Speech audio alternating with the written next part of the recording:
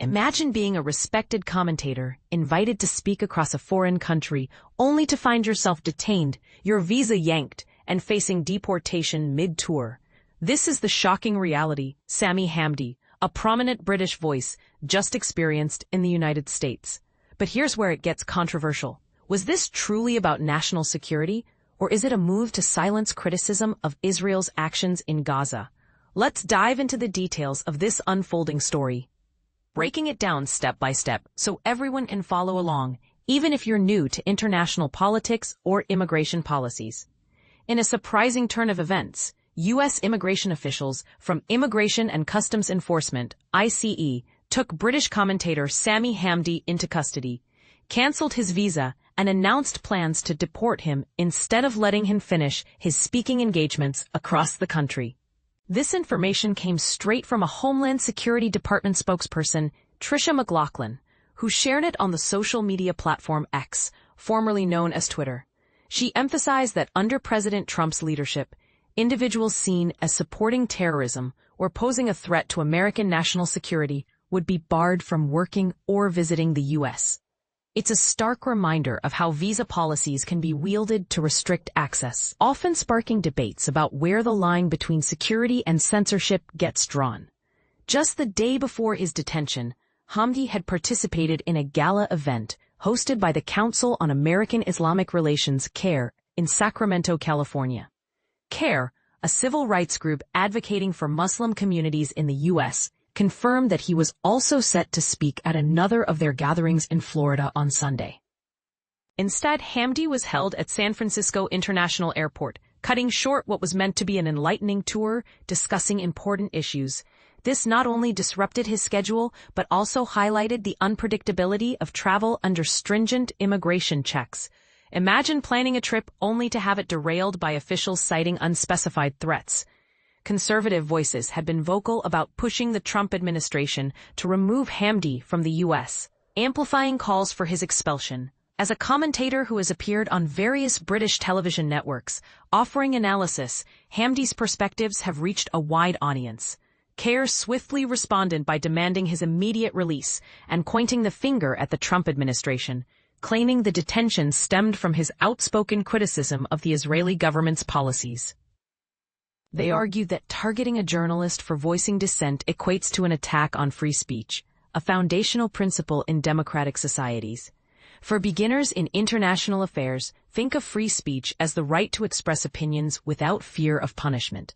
When it's curtailed, it can stifle open dialogue and healthy debate. Efforts to contact Hamdi directly were unsuccessful, as reported by Reuters. Edward Ahmed Mitchell, CAIR's deputy director, noted that Hamdi had consistently denied any support for Islamic militants, and the organization's legal team struggled to reach him by Sunday evening. CAIR's statement described the action as an abduction of a prominent British Muslim journalist and political commentator, purely because he challenged Israel's approach to the Gaza conflict. And this is the part most people miss. In a world where public figures are increasingly scrutinized, such detentions raise questions about whether governments are prioritizing national security or protecting certain narratives from being questioned.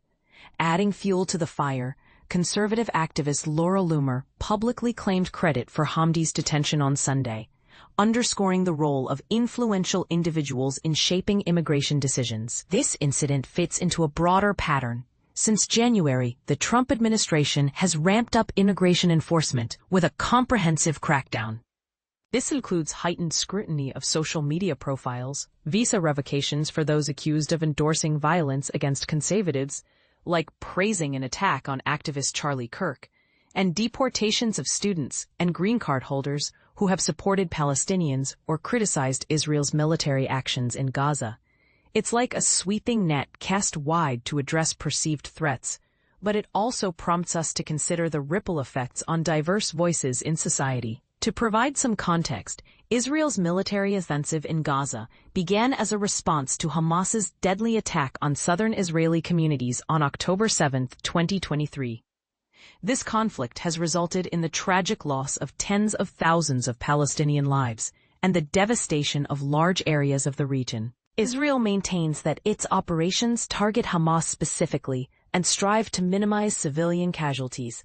But a recent United Nations Commission of Inquiry concluded that Israel's actions amounted to genocide, a grave accusation that Israel vehemently rejects. This backdrop adds layers to Hamdi's detention, suggesting that his critiques of Israeli policies might have been the tipping point, rather than any direct ties to terrorism.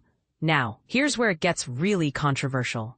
Is this detention a necessary safeguard against extremism, or a dangerous precedent for suppressing dissent under the guise of security? Could it discourage other commentators from speaking out on global issues? What do you think? Does the U.S. have the right to bar foreign voices critical of allies like Israel? Or does that undermine the very freedoms America champions?